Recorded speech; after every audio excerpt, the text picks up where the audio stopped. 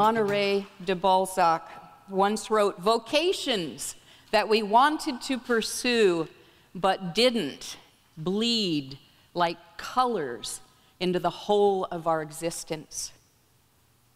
God called me to make art. If God has called you to something, chances are you won't be happy doing anything else. Paul wrote in 1 Thessalonians, "He who calls you is faithful, and he will bring it to pass." With his calling in mind, as a young artist in my 20s, not much older than you, I arrived in New York on a hot summer night with no money, few prospects, and great hope. Sleeping, eating, and spit bathing in truck stops, something that would be a bit hard to do today, I had driven across the country in a small convertible sports car with the top off, every inch packed and overflowing with my worldly goods: 2 pairs of blue jeans, a collection of indispensable t-shirts, a box of books, and twice the car's weight in art supplies. I pulled up to the Midtown building where I would live for the first few months, and as I began to unload, I heard the most frequently heard words in New York City: "Ma'am, you can't park there." I looked up in time to see a mounted policeman on a giant Morgan towering over me, and moments later, the horse spread its legs and began to urinate as I stood aghast into my tiny open car. I never realized how much fluid a large animal could produce. As the policeman, untouched by my pleas for mercy, handed me a ticket, I sat down on the steps to cry my first New York tears. My new home was a shared room behind the balcony of a defunct theater in Times Square, long before Disney and pedestrian street cafes. In 1905, Stanford White, the famous architect, had built the Lambs as an exclusive men's theater club, and before falling on hard times, the site was frequented by a who's who in American theater: Fred Astaire, Douglas Fairbanks, Will Rogers, Cecil B. DeMille, and all the Barrymore men, among scores of other famous names. Although the building had since been converted into a lively church, the streets outside were gray and oppressive, and I could not wait to move. Each day I explored a different part of the city to find the perfect studio I had seen so clearly in my dreams. And one day, as I walked through a particularly run-down district of Lower Manhattan, I turned a corner to see late afternoon sun pouring cadmium orange deep over the streets. The light was breathtaking. I saw the Hudson River and the sun reflecting, and for an instant I imagined the western sun setting over the Pacific Ocean I had left behind. The old streets glowed. I felt it. I knew I had found my neighborhood, and for the first time in my life, I felt God had brought me home and I was unpacking my emotional suitcase. Have you ever felt that? If not, I hope you will. In the weeks following, I knocked on door after door within a 5-block radius. A graduate school colleague who had already spent a year searching for space unsuccessfully gave me such a hard time. Clive was 6 feet tall. His wife was 6 feet tall.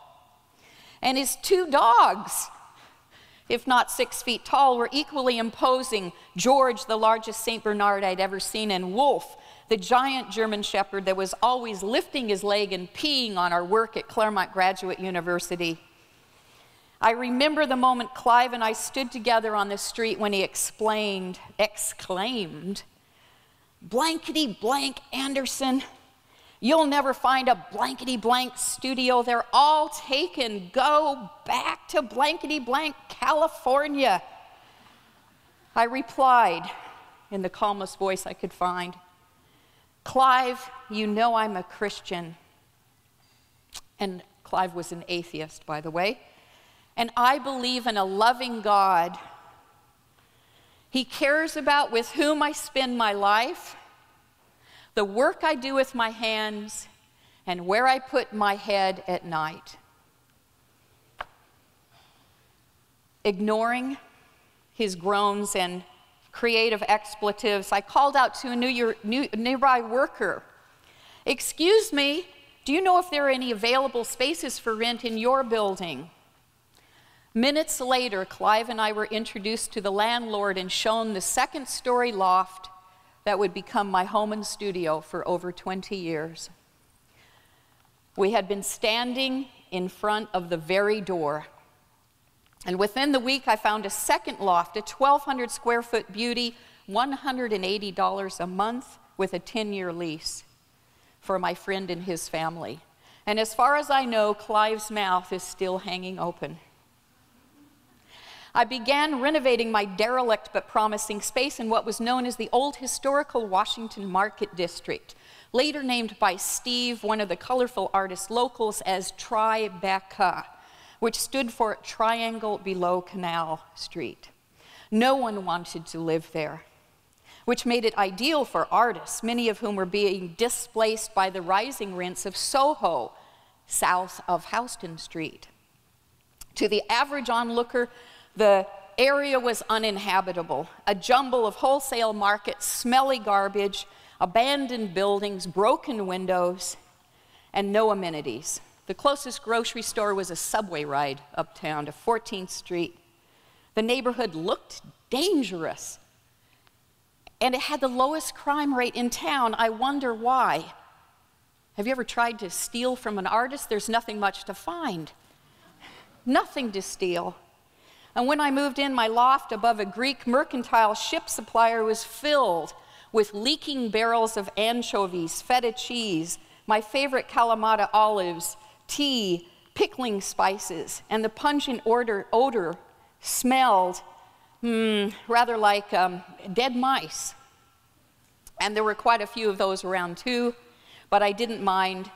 God had provided an early taste of heaven, and I had a lifetime supply of Greek olives. The Greeks were an exception to my street, named the eggs and butter block in this wholesale market. Next to us was lettuce and tomatoes, and up the street was coffee and nuts, followed by the spice blocks of Nathan Moore and Franklin streets, and the evening air was filled with the fragrance of roasting coffee mingled with cinnamon, nutmeg, and cardamom.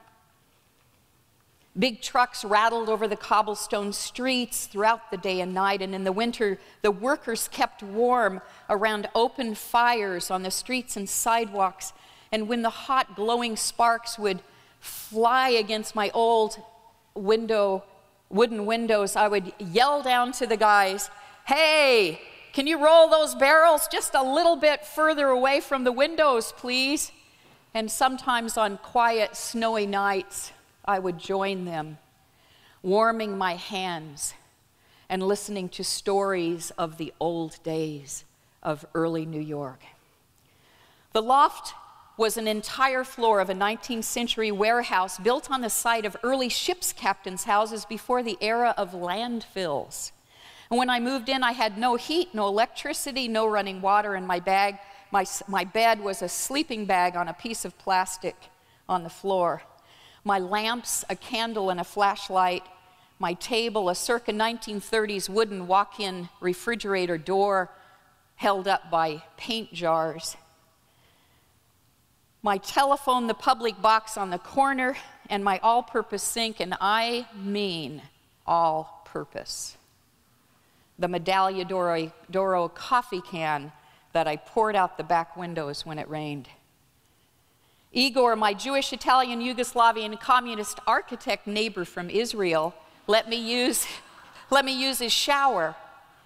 And I frequented a nearby Greek restaurant where I had to eat a lot of stuffed grape leaves to use the facilities. Across the street, a dusty vacant lot was strewn with trash and broken concrete and rusting abandoned cars and longing for beauty. I planted sunflower seeds along the chain-linked fence, and I prayed for a park. No more buildings, please God, just a little park. And in time, bulldozers showed up to begin work on what is now one of New York's sweetest small green spaces, Washington Market Park. Trees and flowers replaced the barren landscape, and children laughed and splashed in the fountain, and families picnicked on the grass. Chamber ensembles played in the gazebo, and early on warm summer evenings, I'd throw open the fire escape door and paint in the loft as it filled with that orange light I love so well, and soft music from the gazebo. But before this lovely chapter of music and gazebos, I faced the world's most challenging job, demolition and renovation. The loft was a surreal landscape of twisted pipes, caved-in walls, rotting floorboards, and a rusted-through tin ceiling. Larry the plumber gave me advice. Chris, every artist needs 3 indispensable tools, and you art majors, I want you to listen. Number 1, a sledgehammer. Number 2, a crowbar. And number 3, a very fine, expensive Est-wing hammer. Later, Larry stole my Est-wing hammer, but not before I discovered the pleasure that so many men share, the joy of smashing things up. To this day, I bemoan the fact that it was not cool for girls to take shop when I was in high school. And I now advise women art majors to substitute a painting class with Basic Construction 101. I had to learn the hard way with on-the-job training, and as it happened, nearly everything I ended up building was illegal. But thank God I was too naive to know.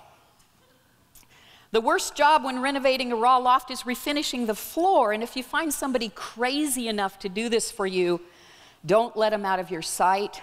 If he's single, marry him. In the end, what I didn't bargain for was the color. I've always been amused by the decorator names that house paint companies come up for their colors. Artists get a kick out of this. Swiss Alpine Aqua. Peach Blossom Breeze. Morning Mist Mauve. I imagined my floor would become that natural wood color that one sees in Architectural Digest and Better Homes and Gardens. Unfortunately, the color of my refinished floor practically named itself Camouflage Roach Brown. I had heard about the city's legendary water bugs, the PC name New Yorkers give to roaches, so I told God this: if he wanted to keep me in this city to which he'd called me, he would have to command his creatures to keep their distance. No roaches, I reminded him on several occasions. This was a deal breaker. In all those years, I never had roaches. But if I had, I probably couldn't have seen them. Making art in the cold before I installed heating was a challenge. In the morning, I would find the water in my paint bucket frozen stiff, and I'd have to break the ice with a hammer. Not my Est-wing, unfortunately. My hands were so cold that I wore gloves to paint, and I cut down the glove fingers long before Michael Jackson made the style fashionable. And when my fingers became too stiff to hold brushes, I taped the brushes to my hands, and it was still winter when I refinished that floor. To ventilate the fumes from 6 coats of urethane, I slept a week with the windows open and buried under hat, muffler, mittens, t-shirt, sweaters, long underwear, and multiple pairs of socks, I would snuggle down into my sleeping bag and wonder, how many brain cells would I lose that night? Before spring, I contracted pneumonia, and I coughed so hard I cracked a rib. And it took me 7 months to recover, but God picked me up, brushed me off, sent me back with his assurance that he had called me to this vocation and that he was faithful to see me through. An artist's survival, of course, depends on more than good workspace. I discovered a church that proclaimed the good news of God's love, not the same old, semi-Pelagian prescriptive living and moralism dominating most American churches today. And I made lasting friendships. Soon after electricity, heat, and a kitchen sink, my loft became the home of the New York Arts Group, a not-for-profit fellowship of professional artists of faith in the disciplines of writing, theater, dance, fashion, visual communication, music, and fine arts. And in its 10-year existence, the work of NIAG touched thousands. As a struggling young artist, I prayed that God would show me how to survive financially, with a topic that some of you are considering right now. I paid my rent with a variety of odd jobs, and I mean odd. But my favorite, my all-time favorite, was working in the night shift with another artist, now famous, at Voila Bakery in Soho, where I had the special, rarefied task of pinching the ends of the croissants to make them crispy. I applied for my first artist grant from the New York State Council for the Arts, and I was successful. I stopped pinching croissants, and I landed a full-time tenure-track job at one of the city university's many small colleges. As a junior faculty member, however, I awoke one day to find myself overloaded with 7 committees and administrative responsibilities that never stopped. My studio life was suffering. Why, God, if you have called me to this work, why then? Making art made me a better teacher. I loved teaching, but Balzac's colors were bleeding. Discouraged, I began to pack my desk, but curiosity led me to reach for the phone. The year before, I had applied for a faculty award, so I called the grants office. These were the secretary's exact words. "We have received our rejection notices for everyone but you, and we expect yours any moment now." I kid you not. I thanked her anyway, and I hung up the phone, and minutes later she called back, and in a sheepish, quiet voice, she said, well, it's possible that I might have been mistaken. So I did receive my first grant. It was the second in the history of the school to be received. The first went to a math prof in the 1950s. The administration, thrilled, convinced me to accept the award and take a 1-year leave of absence without pay. Unfortunately, I had not read the small print of the grant application, and I had expected this grant, my second grant, to provide substantial funds up front.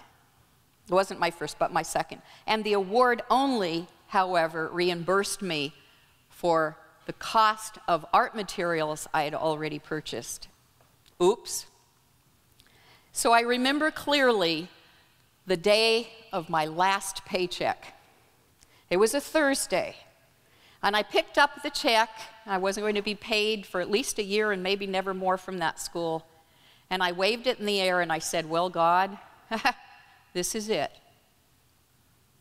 All my bills were paid, and I balanced my bank account, and I had $1.49 to my name. All my savings had gone to renovate the loft. Now, I would never suggest to any sensible artist to do what I did, but the decision was right for me. And that night, I slept with a deep peace, knowing I was in God's hands and He was with me in this journey. The next morning, the phone rang. I was asleep, and almost as if in a dream, I picked up the phone and I said sleepily, "Hello." And a cheerful voice said, "Good morning, my name is Steve, and I am calling you from Washington, D.C. I am a presenter for the National Endowment for the Arts, and I have the great pleasure of informing you that you have been awarded the NEA Visual Artist Fellowship Grant in Painting." I was stunned. On my knees, I told Steve what I had done and how I knew that a loving God had called me to be an artist and why I had left my teaching job. God, I told him, was behind it all. Steve began to cry. And with the tears in his voice, he told me that the National Endowment was meant to help artists at critical junctures in their life, like mine. After we said goodbye, I remained a long time on my knees, and I thanked God. And I had not realized until that moment what a tremendous and foolish risk I had taken. And over the following year, with grant support and increasing painting sales, my income rather, exactly matched within $100 the salary from which I had walked away. God is faithful. A little perk before the year ended, a frantic secretary called me and said that university grant that I had received still had $1,400 in it, and if I didn't spend it within a day, it would be gone. Well, that's good news and bad news. Well, I immediately picked up the phone and called my buddy David over at New York Central Art Supply, and I said, "David, get the keys to the kingdom ready." You know what they are? They're the special key to that locked closet in the art store. And in that closet are kept all the very expensive brushes.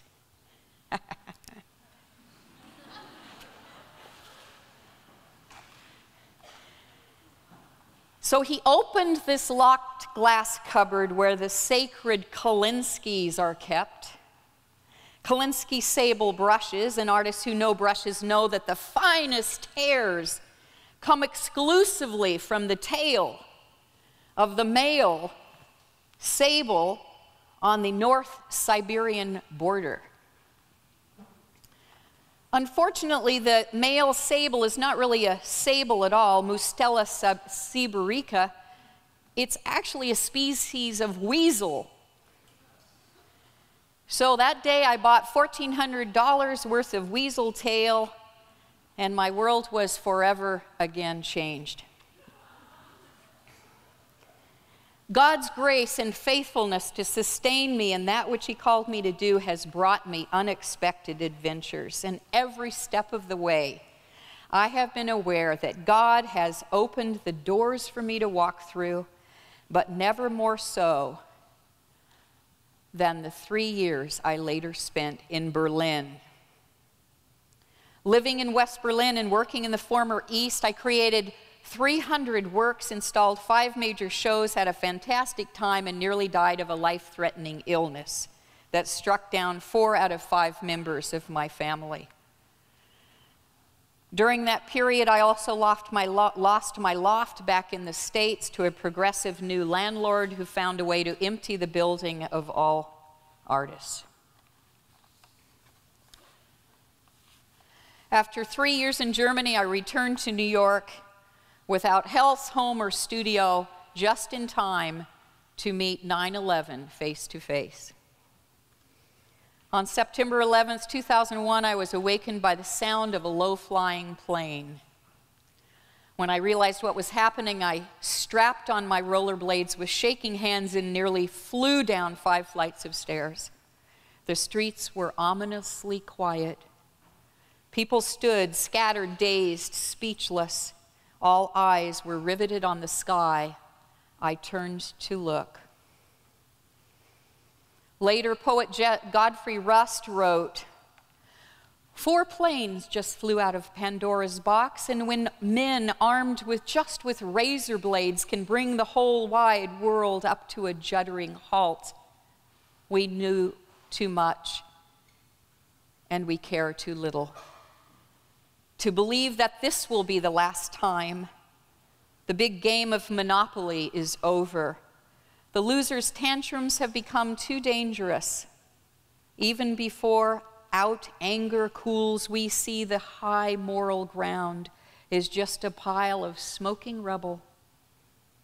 Jesus kneels and writes with his index finger in the white dust of Manhattan, 'Let him who is without sin launch the first missile.' Who is our enemy? And what can we fight him with? Where are our allies? Where was God on September the 11th? He was begging in old clothes in the subway beneath the World Trade Center. He was homeless in Gaza, imprisoned in Afghanistan, starving in Somalia, dying of AIDS in an Angolan slum, suffering everywhere in this fast-shrinking world, and boarding a plane unwittingly in Boston, heading for a meeting on the 110th floor. When the time came, he stretched his arms out once again to take the dreadful impact that would pierce his side. His last message on his fading cell phone, once more to ask forgiveness for them all, before his body fell under the weight of so much evil. We bring our cameras to this massive tomb for any chance of resurrection. Now we know the kind of story that really is. United by this common enemy, sin's terrorism, that we never dreamed could bring such devastation. This is war. We line up our weapons: faith, hope, obedience, prayer, forgiveness, justice, the explosive power of love. Now, I have sought myself many words to express how I felt in that moment in New York, but all fall short. I thought I knew the meaning of the word horror, but I didn't have a clue until that day. A huge pillar of smoke poured into a clear sky, otherwise untouched by clouds or smog, and the contrast between this monstrous pollution and that perfect autumnal day was indescribable.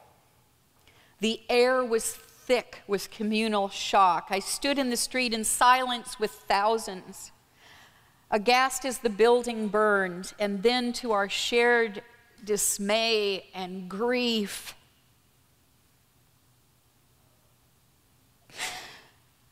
the remaining tower began to collapse, and we stared dumbfounded as this giant cloud of billowing, bright, roiling smoke engulfed street after street, moving toward us like some sort of unstoppable Old Testament plague. People screamed as they turned to flee, and I was knocked down. I regained my balance and braced myself against a truck as the panicked crowd pushed north around me, parting like the Red Sea. The cloud covered us and everything else in sight with a coat of mysterious, fine, gray ash. I stayed in Lower Manhattan throughout the day, helping wherever I could, brushing people off, putting them on buses. And before I left, I scooped up a handful of that fine gray ash, and I put it in a little bag of plastic, and I tucked it into my purse, and I carried it with me for months. And that year later in Italy, I created a final piece for a solo show, and I opened the bag and I sprinkled and poured out the ashes onto the surface of the great paper in an enormous drawing commemorating 9/11. And as the ashes fell into the raw black pigment and touches of rainbow color, I suddenly realized that these ashes were more than just the dust of man-made objects. The ashes held molecules of their very bones, the body and the blood of those who had died in this disaster. Until then, I had not cried. But then, in that moment, my tears poured into the piece, falling into the ashes and being mixed with that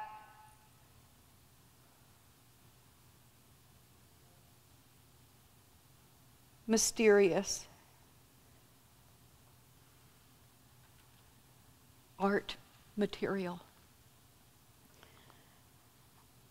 Well, there was a time when I gave younger colleagues and friends like you all sorts of easy answers and good advice about how to survive and how to succeed.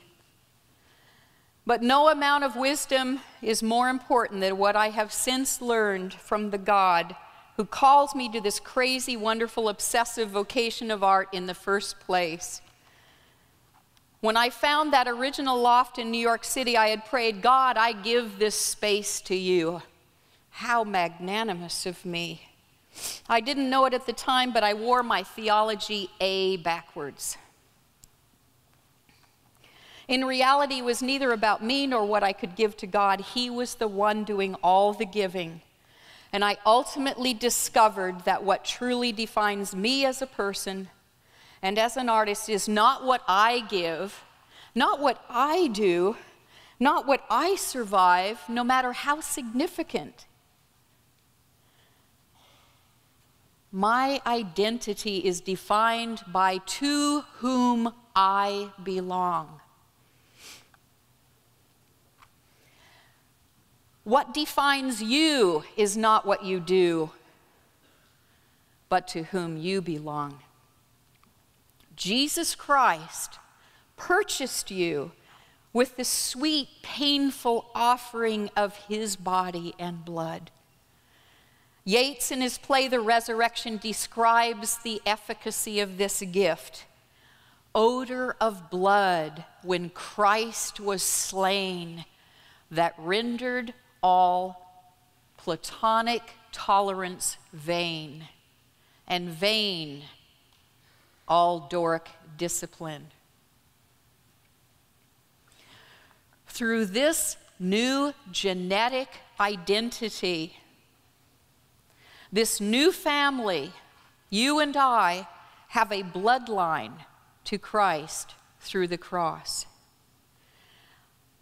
I belong to him, this giver of all good gifts. He who has been gracious throughout the years, from my Kolinsky sable brushes to paying the studio rent, he has adopted you too. What defines you, again, is not what you do, but to whom you belong, and you belong to a loving Savior, Jesus Christ. Let us pray.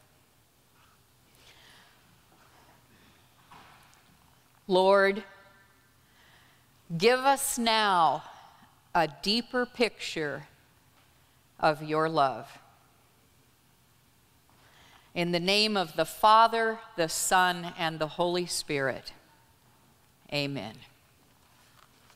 You are dismissed. We hope you enjoyed this message. Biola University offers a variety of biblically centered degree programs, ranging from business to ministry to the arts and sciences. Learn more at biola.edu.